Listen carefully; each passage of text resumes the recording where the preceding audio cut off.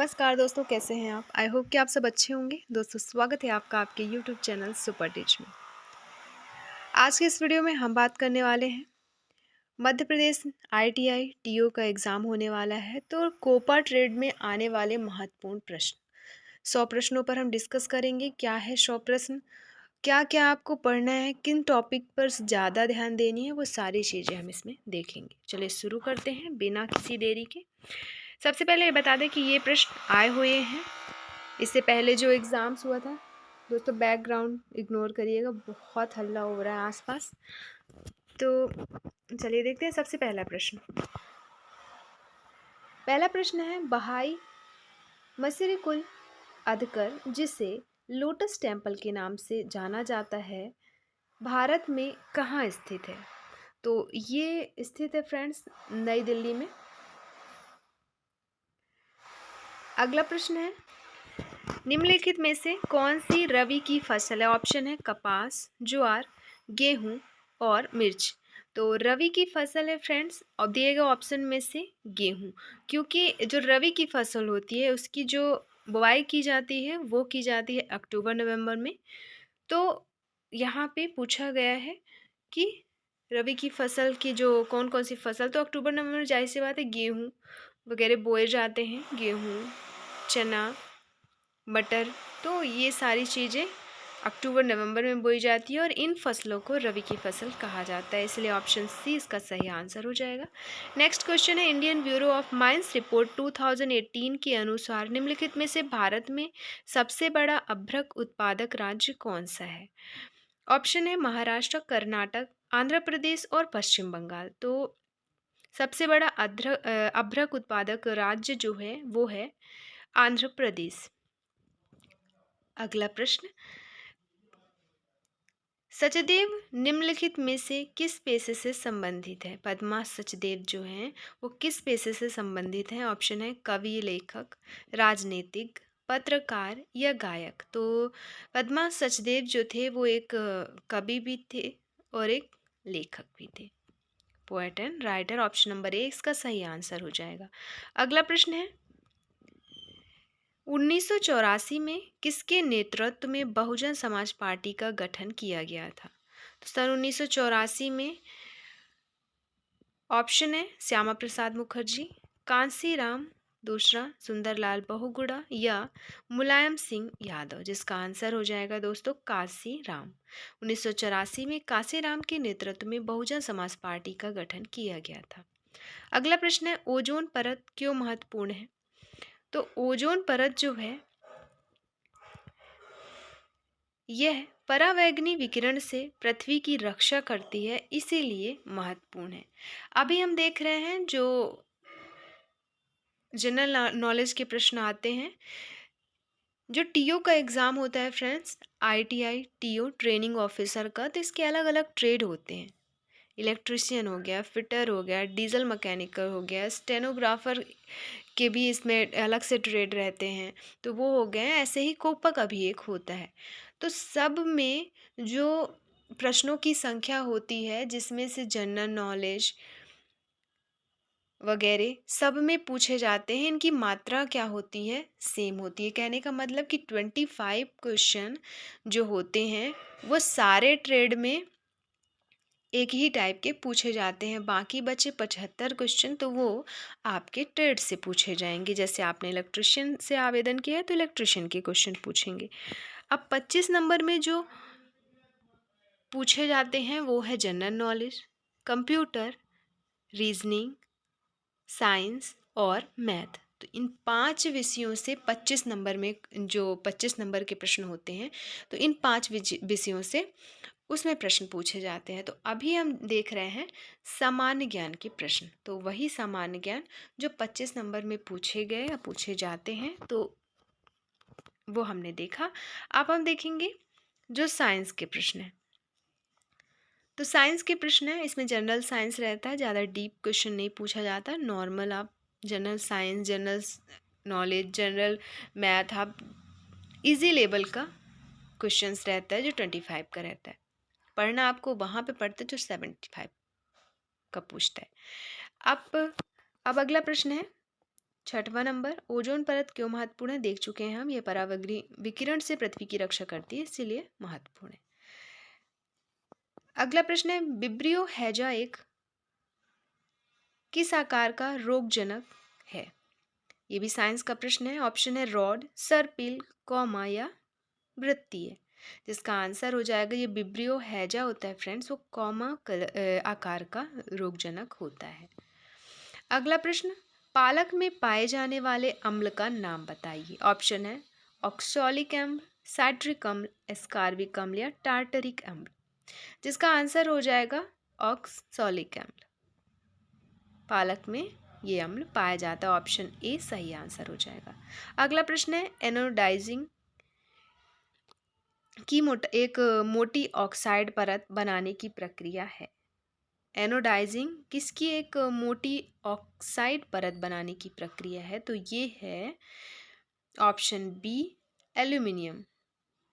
Aluminium की एक मोटी ऑक्साइड बनाने की परत बनाने की प्रक्रिया है। अगला प्रश्न, निम्नलिखित में से कौन सा जीव वर्गीकरण एनाविना से संबंधित है? तो एनाविना से संबंधित है फ्रेंड्स ऑप्शन ए मोनेरा। अगला प्रश्न, एक हाफ बाइट को किस रूप में जाना जाता है? तो अभी जनरल साइंस के प्रश्न चल रहे थे, अब हम देखेंगे कंप्यूटर के प्रश्न। तो 5 क्वेश्चन इसमें पूछा गया सामान्य ज्ञान से, 5 क्वेश्चन जो है जनरल साइंस से। अब कंप्यूटर के देखने वाले हैं प्रश्न। तो एक हाफ बाइट को किसके रूप में जाना जाता है? तो हाफ बाइट को जाना जाता है निबल के रूप में, क्योंकि एक बाइट में 8 बिट होते हैं। और निबल की बात करें तो 4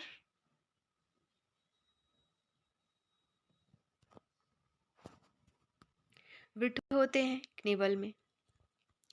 अगला प्रश्न, निम्नलिखित में से कौन सा विकल्प जालसाजी का एक रूप है जो कि बर्बल स्कैम का प्रयोग करके व्यक्तियों को उनके सर्वोत्तम हित में कार्य करने के लिए प्रेरित करता है? ऑप्शन है विशिंग, स्प्रूफिंग, जूस जैकिंग या रूटिंग। आंसर हो जाएगा विशिंग।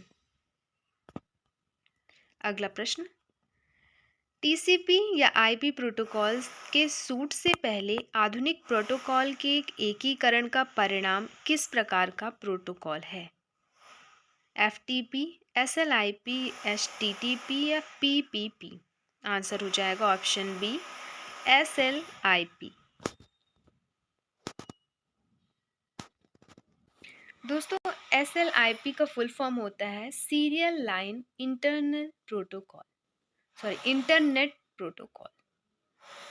यह एक लेगेसी प्रोटोकॉल है जिसका उपयोग कंप्यूटर को इंटरनेट से जोड़ने के लिए मॉडेम और आईएसपी मतलब इंटरनेट सर्विस प्रोवाइडर के बीच कनेक्शन इस्टेब्लिश करने के लिए किया जाता था।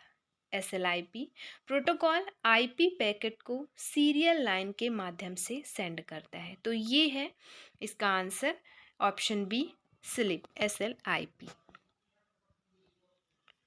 अगला प्रश्न है, सीपीयू की एक बुनियादी गणना इकाई है। ऑप्शन क्लॉक, कोर, कैश या बस। तो इसका आंसर हो जाएगा ऑप्शन बी कोर। अब ये जो कोर ऑप्शन है यही इसका सही आंसर है। कोर क्या करता है? एक बुनियादी गणना की इकाई है। कोर, जब हम सीपीयू की बात करते हैं फ्रेंड्स, तो बात करते हैं हम प्रोसेसर या सीपीयू की, तो पूरे पैकेज की बात कर रहे होते हैं जिसमें बहुत सारे कोर समाये होते हैं। कोर सीपीयू की प्रोसेसिंग क्षमता को दर्शाता है। इसका मतलब यह हुआ कि ज़्यादा कोर मतलब ज़्यादा तेज़ी से काम करने की ताकत या क्षमता। इसीलिए इसका आंसर हो जाएगा ऑप्शन बी कोर। अगला प्रश्न, HTML में H का पूर्ण रूप क्या होगा? HTML में H का पूर्ण रूप है ऑप्शन ए हाइपरटेक्स्ट, और इसका फुल फॉर्म देखें तो फुल फॉर्म होता है हाइपर टेक्स्ट मार्कअप लैंग्वेज। अगला प्रश्न, अब हम आ चुके हैं इन रीजनिंग के प्रश्नों पर। तो प्रश्न है A2I E4J I8K O16L। अब इसके बाद क्या आएगा ये आपको बताना है। अब ये सीक्वेंस आपको देखनी है कि आखिर इनमें कोई चीज़ें प्लस करके अगली संख्या आई है, अगले शब्द आए हैं, या फिर माइनस करके, या क्या करके लाया गया है, तो वो अब हम इसमें डिस्कस करें। तो यहाँ पे देखिए, जैसे ए आता है फर्स्ट नंबर पे, तो ये हो गया फर्स्ट। फिर 2 की जगह 2 और आई आता है 9 नंबर पे। ऐसे ही ई आता है 5 नंबर पे।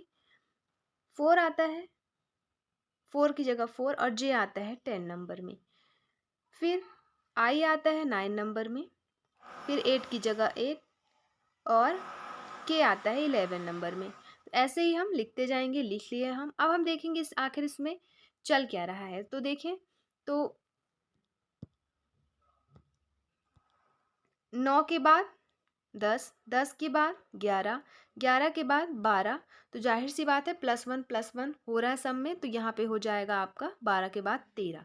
तो इधर एक हो जाएगा आपका यहाँ पे 13। अब आपको देखना होगा कि जो ABCD A to Z तक में 13 नंबर पे कौन सा अल्फ़ाबेट आता है। तो 13 पे आता है अल्फ़ाबेट M। तो यहाँ पे आपको फिर अगला देखेंगे 2, 2 के बाद 4, 4 के बाद 8, 8 के बाद 16। मतलब यहाँ पे साफ साफ दिख रहा है कि इंटू 2 हो रहा है सब में। मतलब 2 इंटू 2 4, 4 इंटू 2 8, 8 इंटू 2 16। तो 16 में अपन इंटू 2 करेंगे तो क्या हो जाएगा 32। अब यहाँ पे क्या आ जाएगा 32। ठीक। अब इसमें देखेंगे 1 के बाद 5, 5 के बाद 9, 9 के बाद 15। तो इसमें आपको देखना है कि आखिर क्या हो रहा है, इसमें प्लस हो रहा है, माइनस हो रहा है, क्या हो रहा है। तो 1 के बाद 5 मतलब +4 हो रहा है। 5 के बाद 9 मतलब इसमें भी +4 हो रहा है। 9 के बाद 15 इसमें जो हो रहा है, और यहाँ पे हो रहा है +6। तो 2 जगह +4 हुआ। अब यहाँ पे +6 हो रहा है, तो अगले आने वाले में भी हमको +6 करना होगा। जैसे हम +6 करेंगे ये हो जाएगा 16, 17, 18, 19, 20, 21, 21। अब देखेंगे 21 पे कौन सा अल्फ़ाबेट आता है। तो 21 पे आता है U। तो ये हो जाएगा आपका U32M आंसर हो जाएगा। अब जिस भी ऑप्शन में ये शो हो रहा है वो हो जाएगा आपका सही उत्तर। तो U32M ऑप्शन नंबर ए में दिख रहा है, तो ऑप्शन नंबर ए इसका सही आंसर हो जाएगा। अगला प्रश्न है, इलेक्ट्रिसिटी का केबल से जो संबंध है वही आपको दिए गए ऑप्शन में से संबंध बताना है। सेम वैसा ही विकल्प आपको चूज करना है जो इनके आपस में संबंध को दर्शा रहा है और आंसर के भी आपस में संबंध को दर्शाए। तो जैसे विद्युत का केबल से संबंध है, तो ऐसे ही ऑप्शन नंबर डी आंसर हो जाएगा, पाइप का पानी से संबंध है। अगला प्रश्न, निम्नलिखित में से दिए गए विकल्पों में से संबंधित अक्षर को चुनिए। जैसे ढक्कन, डिब्बा, डिब्बे में जैसे ढक्कन लगता है, तो कॉर्क की बात हो रही है, तो कॉर्क क्या हो जाएगा, आंसर हो जाएगा इसका बी, बोतल। ठीक है। अगला प्रश्न, श्रृंखला दी गई है, इनमें से बताना है कौन सा पद गलत है। जैसे अभी हम एक ऊपर प्रश्न किए, चेक किए क्या कैसे आता है, वैसे इसको भी चेक करना है और इसमें जहाँ पे भी मिस्टेक है वो आंसर हो जाएगा गलत। जैसे XWAVTC, तो इसमें सॉल्व करके देखते हैं। जैसे इसका आंसर हो जाएगा ऑप्शन बी। सब में सीक्वेंस चल रहा है, जैसे देखा जाए सबके थर्ड अक्षर में ए जैसे जिसमें दिया है, तो उसके बाद BC मतलब +2 हो रहा है। फिर C के बाद DEF +3 हो रहा है। ऐसे ही उसके बाद GHIJ +4 हो रहा है, अगले में 5 होना चाहिए। ऐसे ही सब चेक करेंगे, आंसर हो जाएगा इसका डी। अगला प्रश्न है, एक निश्चित कोडिंग भाषा में विकम को JCA के रूप में कोडित किया जाता है, उसी भाषा में प्लेयर को किस रूप में कोडित किया जाए। इसको भी आपको सॉल्व करना होगा, देखना होगा। इससे जैसे विकम को ये लिखा जा रहा है तो क्या इसमें सीक्वेंस चला है, ऐसे ही उसमें भी करके आपको आंसर निकालना होगा।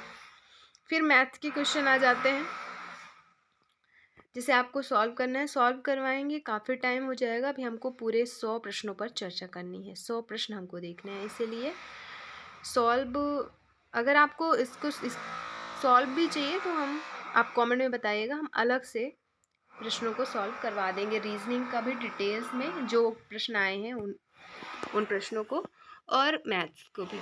तो ये अगला प्रश्न है मैथ का। आपको इन टॉपिक्स पे ध्यान देकर थोड़ा सा पढ़ना पड़ेगा, भले ही सामान्य मैथ है लेकिन थोड़ा तो आना चाहिए। तो ये है पूरे मैथ के क्वेश्चन। अब आ जाते हैं हम, चूँकि हम कोपा ट्रेड पर डिस्कस कर रहे हैं, कोपा ट्रेड के क्वेश्चंस पे, तो अब आते हैं 26 नंबर से रहेगा आपके ट्रेड के क्वेश्चन। तो कोपा ट्रेड का पहला प्रश्न है, ऑपरेटिंग सिस्टम की बूटिंग प्रक्रिया कब होती है। ऑपरेटिंग सिस्टम की जो बूटिंग प्रक्रिया है वो होती है जब कंप्यूटर पहली बार चालू होता है। आंसर हो जाएगा ऑप्शन सी, जब कंप्यूटर पहली बार चालू होती है तब ऑपरेटिंग सिस्टम की बूटिंग प्रक्रिया होती है। अगला प्रश्न है, एक ऐसी स्थिति है, वह कौन सी ऐसी स्थिति है जब एक प्रक्रिया रिक्वेस्टेड रिसोर्स के लिए एंडलेस प्रतीक्षा करती है जिसका उपयोग किसी अन्य प्रक्रिया द्वारा किया जा रहा है जो किसी अन्य रिसोर्स की प्रतीक्षा कर रहा है। जिसका आंसर हो जाएगा डेडलॉक।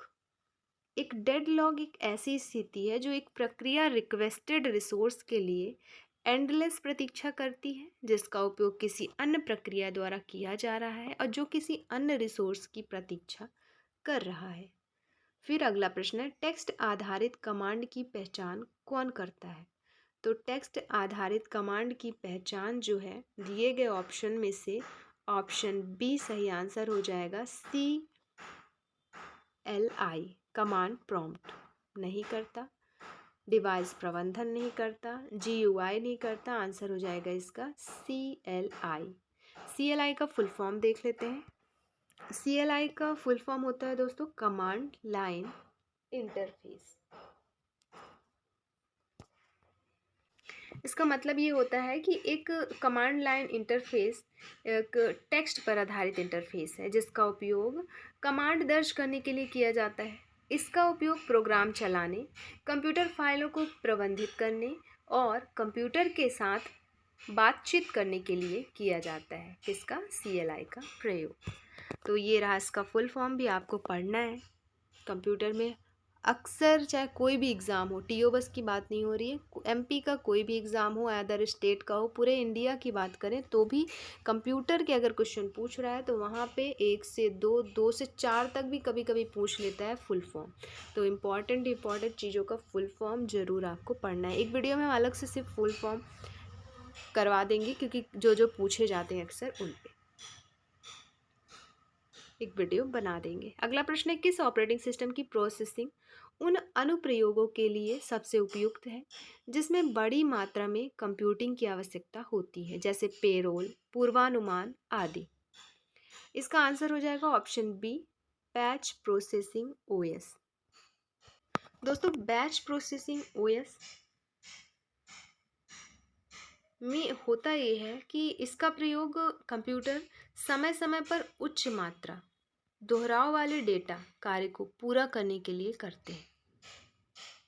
बैकअप, फिल्टरिंग और सॉर्टिंग जैसे कुछ डेटा प्रोसेसिंग कार्य व्यक्तिगत डेटा लेन देन पर चलाने के लिए गहन और अक्षम हो सकते हैं। वैसे बैच प्रोसेसिंग का मेन जो काम होता है, समय समय पर उच्च मात्रा बड़ी मात्रा में कंप्यूटिंग की आवश्यकता होती है और दोहराव वाले डेटा कार्य को पूरा करने के लिए किया जाता है। अगला प्रश्न है, कंप्यूटर सिस्टम पर एक से अधिक एंटीवायरस प्रोग्राम का उपयोग क्यों नहीं करना चाहिए? क्योंकि इससे दिक्कत होती है, कई सारी दिक्कतें होती हैं। अगर आप एक ही कंप्यूटर सिस्टम पर एक से अधिक एंटीवायरस प्रोग्राम का उपयोग कर देते हैं तो अगर जैसे यहाँ पे इस क्वेश्चन में एंटीवायरस के बारे में चीज़ें पूछ चुकी है तो ऐसा नहीं है कि सेम टू सेम क्वेश्चन उठा के दे देगा, लेकिन एंटीवायरस मतलब आपको एंटीवायरस चैप्टर पढ़ के जाना है। सबसे बड़ी बात कि कौन कौन से एंटीवायरस, उनके नाम दे देता है, ये इनमें से बताइए आप कौन सा एंटीवायरस है या नहीं है, तो आपको ये चैप्टर अवश्य पढ़ के जानी है। अगला प्रश्न है, निम्नलिखित में से कौन सा एंटीवायरस प्रोग्राम नहीं है? देखिए जैसे इसमें पूछ ही दिया, ऐसे पूछता ही है, ये वेरी इंपॉर्टेंट चैप्टर है कंप्यूटर सब्जेक्ट वालों के लिए। ऑप्शन है मकाफी, माइक्रोसॉफ्ट आउटलुक, कास्परस्की और नॉर्टन, जिसमें आंसर हो जाएगा माइक्रोसॉफ्ट आउटलुक। कुछ एकाध एंटीवायरस प्रोग्राम, तो ये जो मकाफी कास्परस्की और नॉर्टन दिए गए ये एंटीवायरस हैं, इसमें पूछा है नहीं है तो है ये माइक्रोसॉफ्ट आउटलुक एंटीवायरस नहीं है। अगला प्रश्न, यदि आप क्षतिग्रस्त ऑपरेटिंग सिस्टम फाइलों की मरम्मत करने या अपने कंप्यूटर को वायरस या मैलवेयर से साफ करने में असमर्थ हैं तो आपको क्या करना चाहिए? तो आपको करना चाहिए डेटा बैकअप और सिस्टम स्वरूपण या सिस्टम फॉर्मेटिंग बोलते हैं हिंदी इंग्लिश में।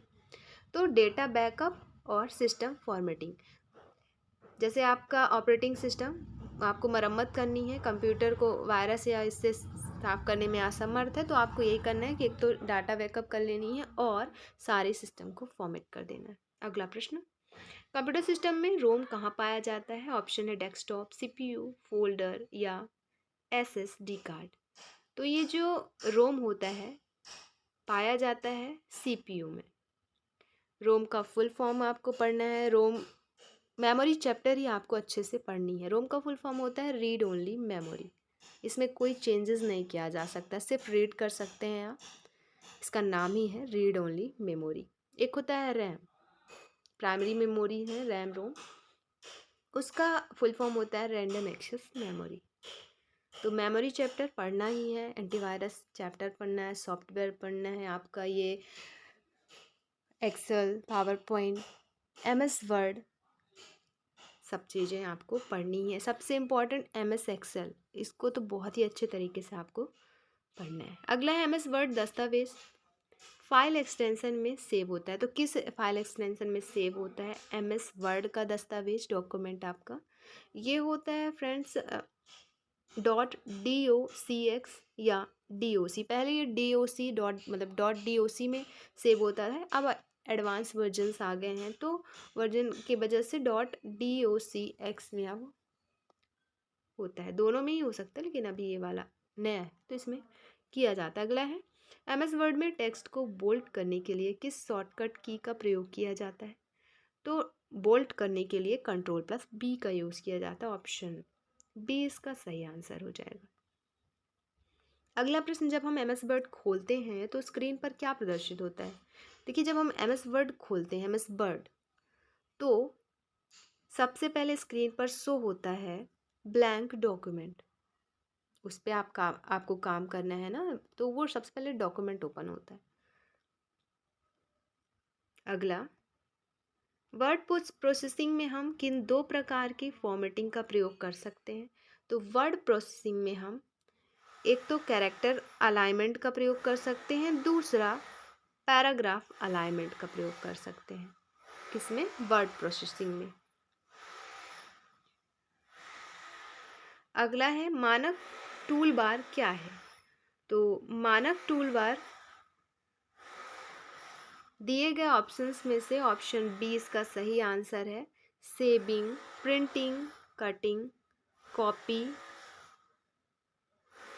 करने और चिपकाने सहित समान गतिविधियों के लिए उपकरण शामिल है। किसमें? मानक इस टूल बार में, स्टैंडर्ड टूल बार जो होता है उसमें ये सारी चीज़ें होती हैं, जैसे सेव करना है, प्रिंटिंग, कटिंग, कॉपी करना, पेस्ट करना है, सारी चीज़ें। अगला है, निम्नलिखित में से कौन सबसे अच्छा वर्णन करता है कि अंतिम पंक्ति को छोड़कर पैराग्राफ के बाएं और दाएं पक्ष कैसे अलाइंड होते हैं। ऑप्शन इसका ए हो जाएगा जस्टिफाई। ये सबसे अच्छा वर्णन करता है अंतिम पंक्ति को छोड़कर पैराग्राफ के बाएं और दाएं पक्ष के लिए। फिर है, संख्यात्मक या वित्तीय डेटा को ट्रैक करने, गणना करने और तुलना करने के लिए आमतौर पर वर्कशीट के रूप में क्या संदर्भित किया जाता है। तो ये किया जाता है किसमें, स्प्रेडशीट में। डेटा को ट्रैक करने का कार्य, गणना करने का कार्य, तुलना करने, सारी चीज़ें MS एक्सेल में होती है और MS एक्सेल में स्प्रेडशीट पर ये सारी चीज़ें परफॉर्म की जाती है। अगला है, नई एक्सेल 2007 शैली में 36 टैब का एक सेट है जिसे किस रूप में जाना जाता है। तो ये जो नई एक्सेल है 2007 शैली, ये 36 टैब का एक सेट है जिसे जाना जाता है रिबन के रूप में।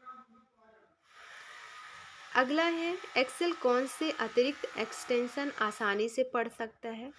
तो ये जो CSV होता है, CSV इसे आसानी से पढ़ सकता है। CSV क्या है, तो एक तो इसका फुल फॉर्म होता है कॉमा स्प्रेडेड वैल्यूज। इसके डेटा फील्ड को अक्सर अल्प विराम द्वारा अलग किया जाता है। मान लीजिए आपके पास एक स्प्रेडशीट थी जिसमें निम्नलिखित डेटा था। कंप्यूटर की फाइल साइज को कैसे कम किया जा सकता है, मतलब अगर फाइल्स 240 MB की है तो इसे KB में कैसे बदल सकते हैं, ये सारी चीज़ें होती है इसका काम, किसका, CSV का। अगला प्रश्न, निम्नलिखित में से कौन सी विशेषता आपको उस प्रकार के डेटा की सीमाओं को निर्दिष्ट करने की अनुमति देती है जिसे एक सेल में दर्ज किया जा सकता है। तो ये विशेषता है ऑप्शन डी, डेटा मानकीकरण, डेटा वैलिडेशन। इसका समान अर्थ ये हो जाता है कि एक विशिष्ट सुविधा को संदर्भित करना जो कि किसी सेल में जाने वाले मानों को नियंत्रित करता है। ये कई तरह की तकनीकें प्रदान करता है जिनका उपयोग मौजूदा मानों की जांच करने या उन पर लागू होने वाले नियम बनाने के लिए किया जाता है। ये कार्य होता है डेटा वैलिडेशन का। अगला प्रश्न, स्प्रेडशीट के लिए फॉर्मेटिंग क्यों महत्वपूर्ण है। तो स्प्रेडशीट के लिए फॉर्मेटिंग महत्वपूर्ण है क्योंकि इसे पढ़ना और समझना आसान हो जाता है। ऑप्शन बी इसका सही आंसर हो जाएगा, पढ़ने और समझने में आसान। अगला प्रश्न, कंप्यूटर या प्रोजेक्शन स्क्रीन पर प्रस्तुति किस प्रारूप में प्रदर्शित की जाती है। तो कंप्यूटर या प्रोजेक्शन स्क्रीन पर प्रस्तुति जो है वो प्रदर्शित की जाती है स्लाइड्स के रूप में। अगला प्रश्न, निम्नलिखित में से शॉर्टकट कुंजी का प्रयोग स्लाइड शो शुरू करने के लिए किया जाता है। तो F5 का प्रयोग किया जाता है स्लाइड को शुरू करने के लिए। अगला प्रश्न है, माइक्रोसॉफ्ट पावर पॉइंट में टास्क पेन क्या है।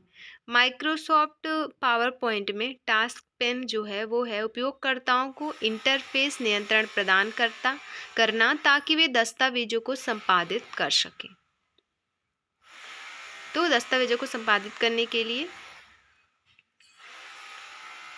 टास्क पेन का प्रयोग माइक्रोसॉफ्ट पावर पॉइंट में किया जाता है तथा उनके इंटरफेस को नियंत्रण प्रदान करने के लिए।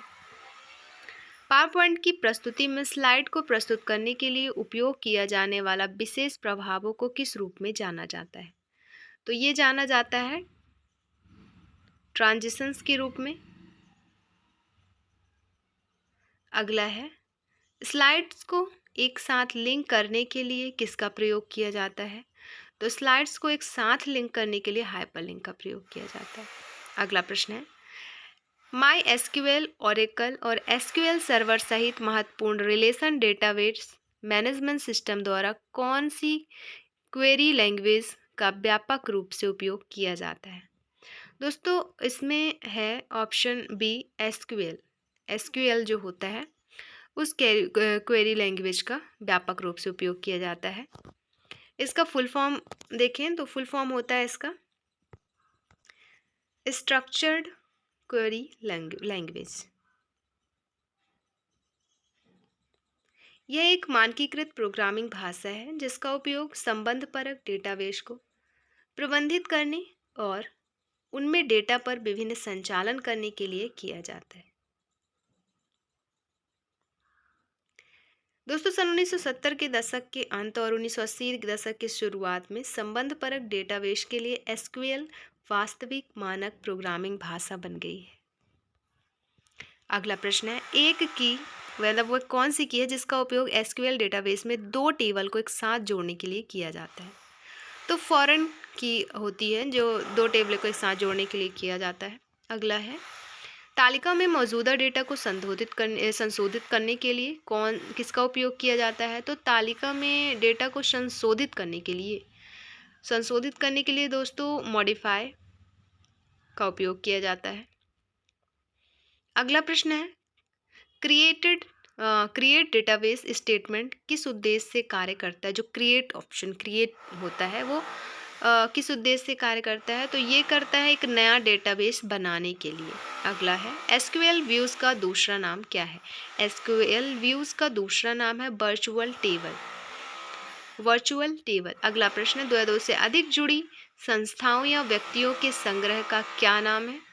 तो 2 या 2 से अधिक जुड़ी संस्थाओं या व्यक्तियों के संग्रह का नाम है नेटवर्क। अगला प्रश्न निम्नलिखित में से कौन सा नेटवर्किंग डिवाइस नहीं है। तो option C hard disk networking device नहीं है। बाकी मॉडेम स्विच रूटर ये सारी चीज़ें नेटवर्किंग डिवाइसेस हैं। अगला है एटीएम का पासवर्ड रखना चाहिए। ऑप्शन नंबर सी मेमोरी में।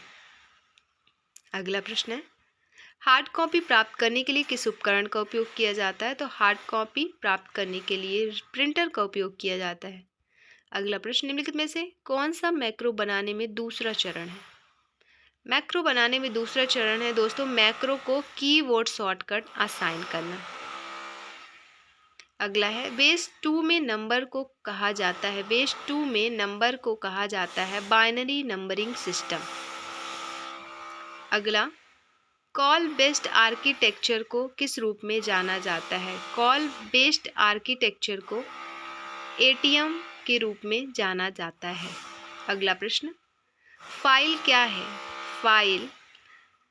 एक फाइल सूचना का एक संग्रह है जिसे नाम दिया जाता है और द्वितीय मेमोरी में संग्रहित किया जाता है। अगला एमएस वर्ड एक उदाहरण है किसका। एमएस वर्ड एप्लीकेशन सॉफ्टवेयर का उदाहरण है। अगला प्रश्न है सभी वर्ड दस्तावेजों के लिए डिफ़ॉल्ट फाइल एक्सटेंशन क्या है। तो डिफ़ॉल्ट फाइल एक्सटेंशन है .docx। अगला माइक्रोसॉफ्ट एक्सेल तालिका में कॉलम को क्या कहा जाता है। तो कॉलम को कहा जाता है फील्ड्स। अगला प्रश्न कौन सा फंक्शन एक्सेल चेक करता है कि कोई शर्त सही है या नहीं। तो ऑप्शन बी इफ़ फंक्शन ये चेक करता है कि कोई शर्त सही है या नहीं।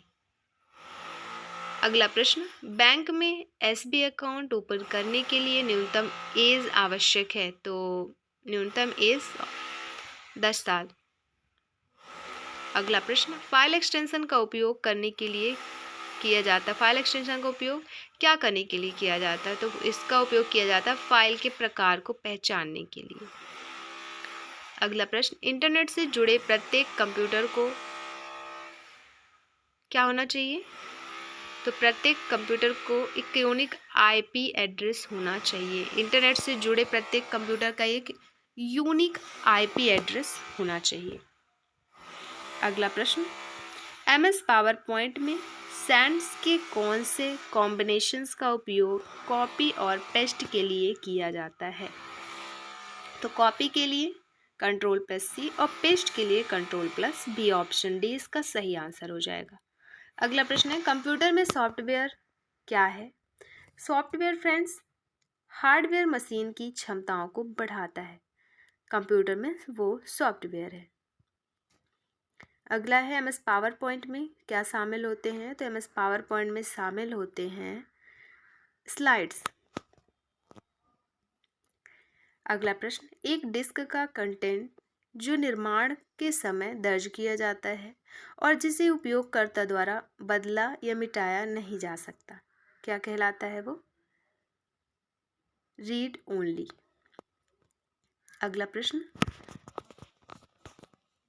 Google Chrome, Mozilla Firefox, internet explorer, Netscape navigator किसके उदाहरण हैं? ऑप्शन सी इसका वेब ब्राउज़र के उदाहरण है। तो आपको वेब ब्राउज़र्स जितने हैं वो सारी चीज़ें पढ़नी हैं, सर्च इंजन पढ़ने हैं।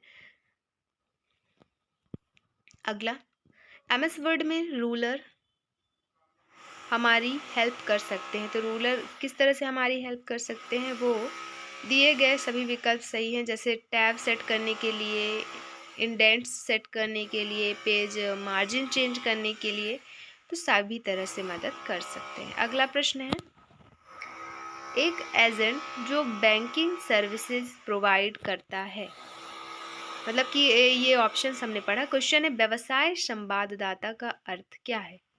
तो व्यवसाय संवाददाता का अर्थ यही है, एक एजेंट जो बैंकिंग सर्विसेज प्रोवाइड करता है।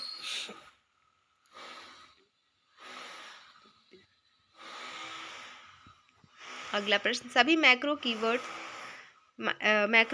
शॉर्ट्स में कुंजी शामिल होते हैं। सभी मैक्रो कीवर्ड्स में इनमें से कौन सी कुंजी शामिल होती हैं? तो कंट्रोल वाली जो कुंजी होती है वो शामिल होती है मैक्रो कीवर्ड्स में, मैक्रो कीवर्ड शॉर्टकट्स में। अगला प्रश्न, किस प्रकार की जमा राशि उच्च ब्याज दर अर्जित करती है? ऑप्शन सी, फिक्स्ड डिपॉजिट वाली राशि उच्च ब्याज दर अर्जित करती है। कौन सा प्रोटोकॉल www के लिए यूज़ किया जाता है? तो www के लिए ऑप्शन बी STTP प्रोटोकॉल जो है यूज़ किया जाता है। अगला प्रश्न, किसमें परिवर्तित दस्तावेज वेब पर प्रकाशित किए जा सकते हैं? तो HTML में परिवर्तित दस्तावेज जो हैं वो वेब पर प्रकाशित किए जा सकते हैं। अगला प्रश्न, इनमें से कौन सा इनपुट डिवाइस नहीं है? तो इनमें से प्रिंटर जो होता है वो इनपुट डिवाइस नहीं है, क्योंकि वो आउटपुट डिवाइस है।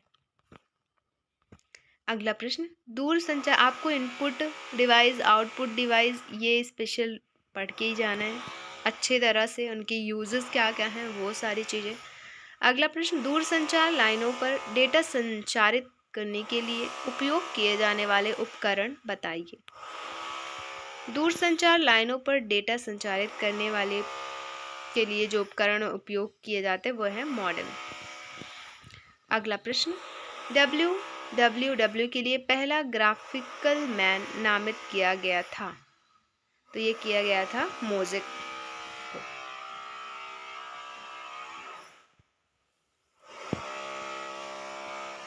अगला प्रश्न है, कंप्यूटर की शब्दावली में HTML का पूरा रूप, HTML का फुल फॉर्म हम इससे पहले भी देख चुके हैं, लेकिन इसका एक बार देख लेते हैं। तो हाइपर टेक्स्ट मार्कअप लैंग्वेज है, तो ऑप्शन ए इसका सही आंसर हो जाएगा। अगला प्रश्न है, कौन सा क्लाउड सर्वर का प्रकार नहीं है? तो क्लाउड सर्वर का प्रकार इनमें से option D merged cloud server नहीं है, बाकी ये सारे हैं, जैसे सार्वजनिक क्लाउड सर्वर, निजी क्लाउड सर्वर और डेडिकेटेड क्लाउड सर्वर, तीनों हैं, मर्ज्ड नहीं है। और अगला प्रश्न, निम्नलिखित में से कौन सी क्लाउड कंप्यूटिंग सेवा का एक प्रकार है? तो क्लाउड कंप्यूटिंग सेवा का एक प्रकार है software as a service, SaaS।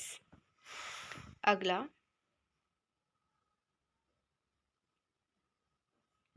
निम्नलिखित में से कौन सा मॉडल वह सेवा है जिसे आप क्लाउड कंप्यूटिंग प्लेटफॉर्म पर एक्सेस कर सकते हैं? ऑप्शन ए इसका सही आंसर हो जाएगा सर्विस। अगला प्रश्न, निम्नलिखित में से कौन सा क्लाउड का उदाहरण नहीं है? तो क्लाउड का उदाहरण नहीं है, option D MS office. Cloud computing प्रक्रिया में कितने चरण होते हैं? तो इसमें होते हैं 3 चरण। अगला, क्लाउड स्टोरेज की कीमत निर्धारित करने वाले 3 प्रमुख चर क्या हैं? तो वो जो 3 चरण पे बात करें वो है मेन चरण, कैपेसिटी, ट्रांजैक्शंस और नेटवर्किंग।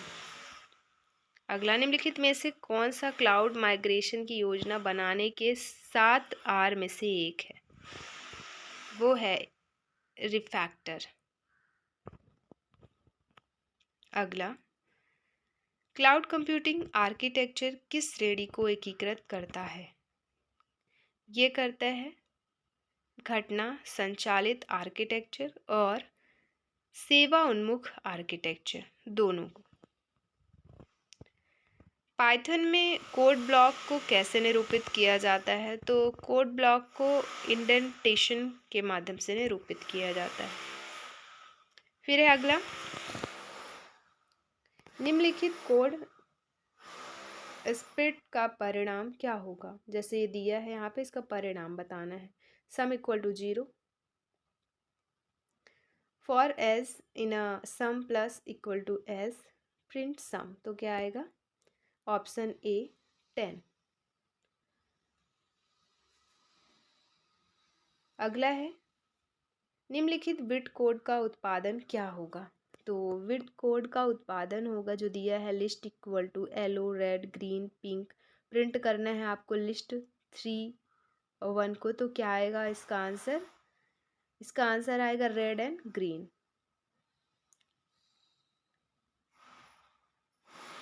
रेड और ग्रीन। अगला,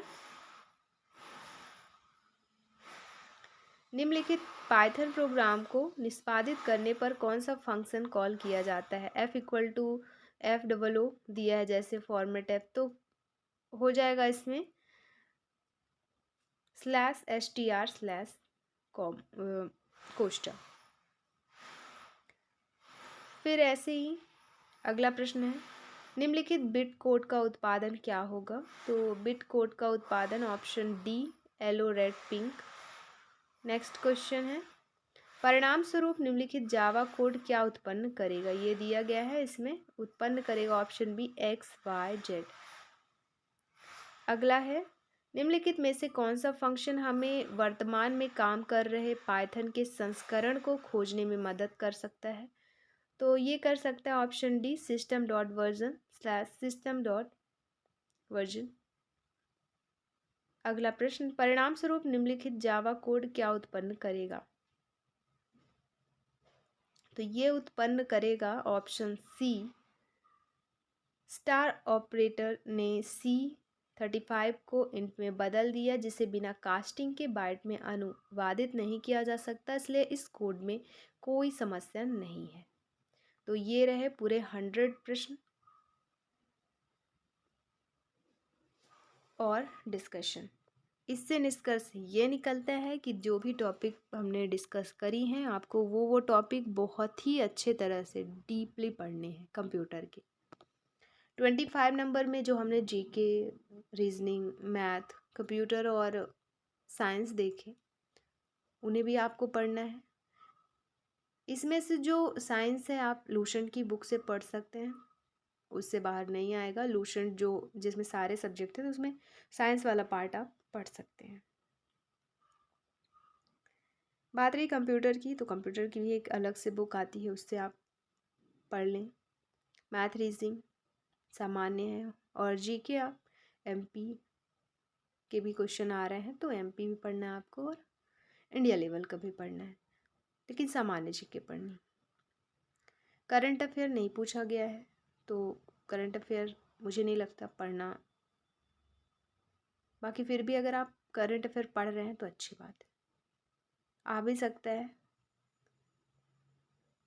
मिलते हैं नेक्स्ट वीडियो में, 100 क्वेश्चन में फिर से डिस्कस करेंगे।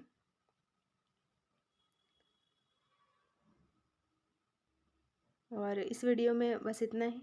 दोस्तों, वीडियो अच्छी लगी हो तो लाइक से सब्सक्राइब ज़रूर करिएगा, और कमेंट में बताइएगा वीडियो कैसी लगी। कोई डाउट हो तो आप पूछ सकते हैं। और हमारे इस चैनल के माध्यम से फ्रेंड्स, नई वैकेंसी संबंधित जानकारी, प्रवेश परीक्षाओं संबंधित जानकारी और समय समय पर अपडेटेड सूचना बताई जाती है। गेस्ट टीचरों संबंधी जानकारी, सभी तरह की इन्फॉर्मेशन इसमें दी जाती है। बाकी इसकी पीडीएफ अगर आपको चाहिए तो टेलीग्राम में अपलोड करवा दी गई है, आप ज्वाइन कर लीजिएगा टेलीग्राम और वहाँ से आपको पीडीएफ मिल जाएगा। जहाँ पे भी टेलीग्राम में ये वीडियो शो हो रहा होगा उसके जस्ट नीचे इसकी पीडीएफ भी उपलब्ध करा दी जाएगी, यह अपलोड कर दी गई है और उसकी लिंक डिस्क्रिप्शन बॉक्स में दे दी गई है इस वीडियो की। तो जाएं और ज्वाइन करें टेलीग्राम चैनल और सब्सक्राइब ज़रूर कर लें, दोस्तों को शेयर करना ना भूलें। वीडियो देखने के लिए आपका बहुत बहुत शुक्रिया।